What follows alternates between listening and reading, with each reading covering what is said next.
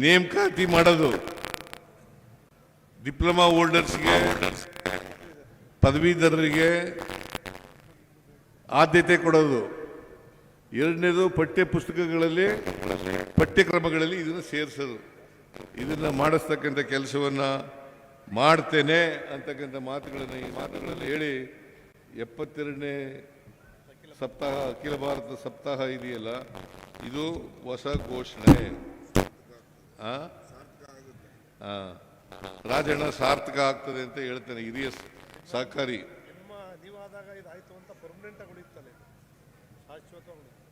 ಅದನ್ನು ಮಾಡಿಕೊಡ್ತೇನೆ ಅಂತಕ್ಕಂಥ ಮಾತುಗಳನ್ನು ಹೇಳಿ ನೀವೆಲ್ಲ ಪಾಪ ಹಸ್ಕೊಂಡು ಕೂತಿದ್ದೀರಿ. ಹೇಳು ನೀನು ಇರಯ್ಯ.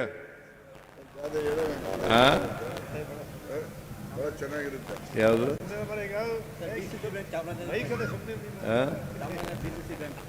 ಏನು ಈಗಲೇ ಹೇಳಕ್ಕಾಗಲ್ಲ, ಅದೆಲ್ಲ ಪಾಲಿಸಿ ಡಿಸಿಷನ್.